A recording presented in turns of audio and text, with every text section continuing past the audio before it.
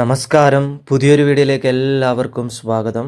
മനസ്സിൽ ഒരുപാട് ആഗ്രഹങ്ങളുമായി എന്നെങ്കിലും ഒരിക്കൽ ആ കുടജാദ്രി കുന്നിൻ്റെ താഴെ അമ്മയുടെ സന്നിധിയിൽ ഒന്ന് എത്തണമെന്ന് ആഗ്രഹിക്കാത്തവരായി ആരും ഉണ്ടാവില്ല. മൂകാംബിക ക്ഷേത്രത്തിലെത്തുമ്പോൾ ഭഗവതിയെ എങ്ങനെയാണ് തൊഴേണ്ടത്, ഏതൊക്കെ ഉപദേവന്മാരെയാണ് ആദ്യം ദർശനം നടത്തേണ്ടത്, ഈ പുണ്യസന്നിധിയിലെത്തുമ്പോൾ കൃത്യമായി പാലിക്കേണ്ട കാര്യങ്ങളെക്കുറിച്ചാണ് ഇന്നത്തെ വീഡിയോ. ആ ചൈതന്യം പൂർണ്ണമായും ഉൾക്കൊണ്ട് എങ്ങനെ ദർശനം നടത്താമെന്ന് ഈ വീഡിയോയിലൂടെ നമുക്ക് നോക്കാം. വീഡിയോ പൂർണ്ണമായി കാണുക, കാരണം ഓരോ ചുവടും പ്രധാനമാണ്. വീഡിയോ കണ്ടുകൊണ്ടിരിക്കുന്ന നിങ്ങളെല്ലാവരും എനിക്കൊരു ചെറിയ ലൈക്ക് തന്ന് സഹായിക്കണേ.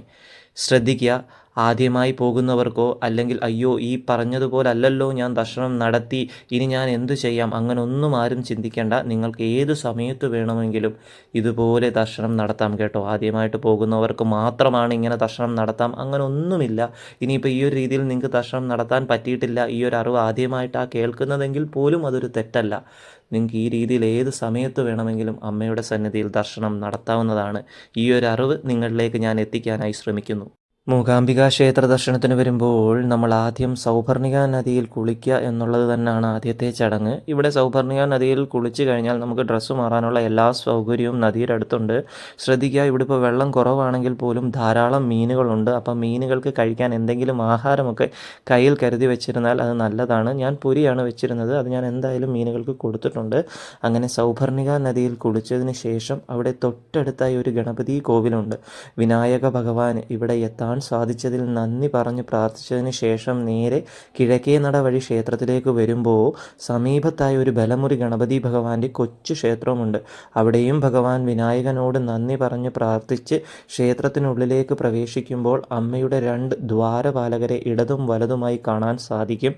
ആ 2 ദ്വാരപാലകരെയും തൊഴുത് നന്ദി പറഞ്ഞ് പ്രാർത്ഥിച്ച് നേരെ ദീപസ്തംഭം കൊടിമരം വന്ദിച്ച് അമ്മയുടെ സന്നിധിയിലേക്ക് നമ്മൾ പ്രവേശിക്കുകയായി. അവിടെ അമ്മയും അമ്മയുടെ വാഹനമായ സിംഹവാഹിനിയുമുണ്ട്.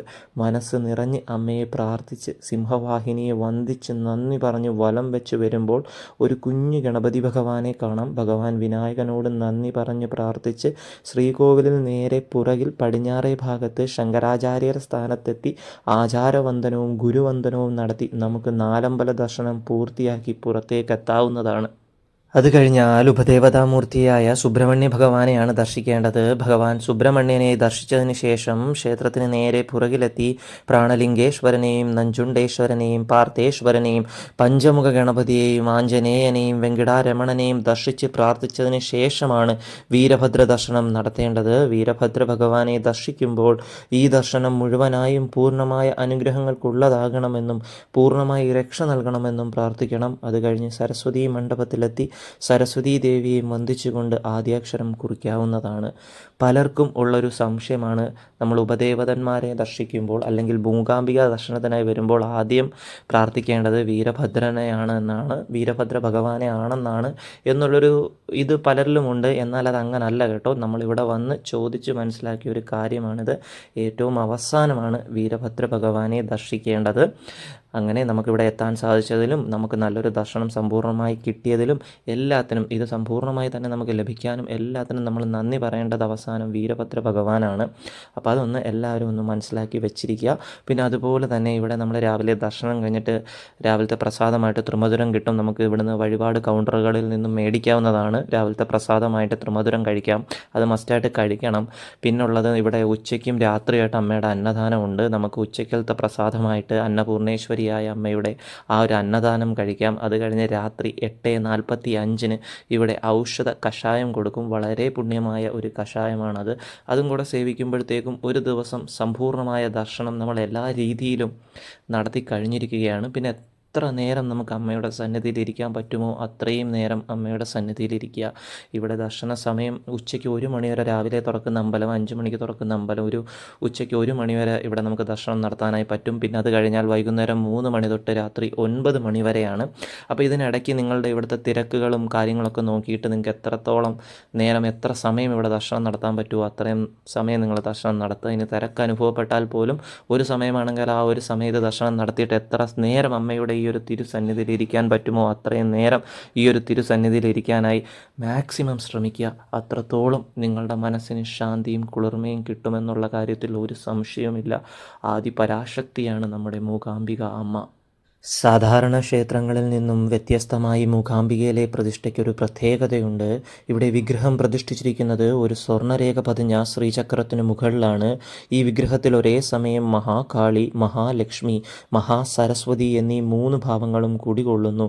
അതുകൊണ്ടാണ് വിദ്യയ്ക്കും ഐശ്വര്യത്തിനും ശക്തിക്കുമായി ഭക്തർ ഇവിടെ ഒരേപോലെ എത്തുന്നത്.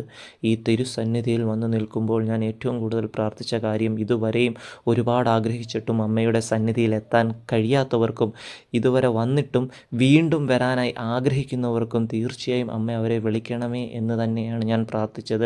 അതുകൊണ്ട് നിങ്ങൾ ആത്മാർത്ഥമായി മനസ്സിൽ കളങ്കമില്ലാത്ത ഭക്തിയായി പ്രാർത്ഥിച്ചു കഴിഞ്ഞാൽ അമ്മ ഉറപ്പായിട്ടും ഈ തിരുസന്നിധിയിലെത്താൻ ആഗ്രഹിച്ച എല്ലാ ഭക്തരെയും എത്തിക്കുന്നതാണ്. തീർച്ചയായും നിങ്ങൾക്ക് എല്ലാവർക്കും ഈ തിരുസന്നിധിയിലെത്താനും മൂകാംബിക അമ്മയുടെ പൂർണ്ണ അനുഗ്രഹവും ദർശനവും സംരക്ഷണയും എന്നും എപ്പോഴും ഈ ജീവിതത്തിലും വരും ജീവിതങ്ങളിലും മുഴുവനായി കിട്ടാനും എന്നും എപ്പോഴും ആ ഒരു അനുഗ്രഹം നിറഞ്ഞ് സമ്പൂർണ്ണമായി നിൽക്കട്ടെ എന്ന് ഞാൻ പ്രാർത്ഥിക്കുകയാണ്. നമ്മൾ മൂകാംബിക ദർശനത്തിനായി ഇവിടേക്ക് എത്തുമ്പോൾ ഏറ്റവും അടുത്തുള്ള റെയിൽവേ സ്റ്റേഷൻ അത് ബൈന്ദൂർ മൂകാംബിക റോഡാണ്. നമ്മുടെ കേരളത്തിൽ നിന്നും കോട്ടയം വഴിയും ആലപ്പുഴ വഴിയൊക്കെ വരുന്ന ട്രെയിനുകൾ ധാരാളമുണ്ട്. നമുക്ക് ഈസിലി ചിലവ് ചുരുക്കിക്കൊണ്ട് തന്നെ സ്ലീപ്പർ ടിക്കറ്റിൻ്റെ ആവശ്യമേ ഉള്ളൂ. നമുക്ക് നോർത്തിലേക്ക് പോകേണ്ട ഒരു ബുദ്ധിമുട്ടുമില്ല. സ്ലീപ്പർ ടിക്കറ്റ് എടുത്ത് ചിലവ് ചുരുക്കിക്കൊണ്ട് തന്നെ നമുക്ക് ഇവിടേക്ക് എത്തിച്ചേരാവുന്നതാണ്. ബൈന്ദൂർ സ്റ്റേഷൻ എത്തിക്കഴിഞ്ഞാൽ ഇവിടെ നിന്നൊരു 1.25 മണിക്കൂർ ബസ്സിന് യാത്രയുണ്ട്. പ്രൈവറ്റ് ബസ്സാണുള്ളത്. 42 രൂപയാണ് ഒരാൾക്ക് ബസ് ടിക്കറ്റ് ചാർജ് വരുന്നത്. ഒരു 1.25 മണിക്കൂറുണ്ട് നമ്മൾ മൂകാംബിക ബസ് സ്റ്റാൻഡിലെത്തും. അവിടുന്ന് ഒരു 300 മീറ്റർ നടന്നാൽ നമ്മുടെ ക്ഷേത്രമായി. ക്ഷേത്രത്തിൻ്റെ ഏറ്റവും അടുത്തായിട്ട് തന്നെയാണ് ക്ഷേത്രത്തിൻ്റെ തന്നെ ഗസ്റ്റ് ഹൗസ് ആയിട്ടുള്ള ജഗദാംബിക ഗസ്റ്റ് ഹൗസ് ഉള്ളത് കേട്ടോ. അവിടെ നമുക്ക് 250 രൂപയ്ക്ക് സിംഗിൾ റൂം കിട്ടും. അതാണ് ഒറ്റയ്ക്കാണെങ്കിൽ അത് തന്നെ മതി. ഇനി നിങ്ങൾ ഫാമിലി ആണെങ്കിൽ അങ്ങനെ റൂമുകളുണ്ട്.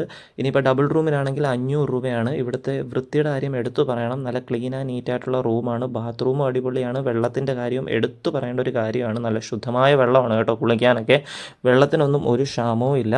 അപ്പോൾ ഒരു 500 രൂപ, ഡബിൾ റൂം ആണെങ്കിൽ 500 രൂപ, സിംഗിൾ റൂം ആണെങ്കിൽ 250 രൂപയാണ്. ഇനിയിപ്പോൾ നമുക്ക് ഇവിടെ തന്നെ സ്റ്റേയും കാര്യങ്ങളും വേണ്ടെന്നുണ്ടെങ്കിൽ ഈ ജഗദാംബിക ഗസ്റ്റ് ഹൗസിൽ തന്നെ നമുക്ക് ക്ലോക്ക് റൂം സംവിധാനമുണ്ട്. അല്ലാതെ ഫ്രഷ് ആവാനുള്ള സംവിധാനമുണ്ട്. നമുക്ക് അവിടെ ഫ്രഷ് ആയതിനു ശേഷം ക്ലോക്ക് റൂമിൽ നമ്മുടെ ലഗേജും വെച്ചിട്ട് നമുക്ക് അമ്മയുടെ സന്നിധിയിൽ ദർശനം നടത്താനായി പോകാവുന്നതാണ്. ഇത് കൂടാതെ ലളിതാംബിക ഗസ്റ്റ് ഹൗസും ഇവിടെ അടുത്തായിട്ട് തന്നെ ഉണ്ട്. അത് പിന്നെ ക്ഷേത്രത്തിന് ഒരു 600-700 മീറ്റർ മാറിയാണ്.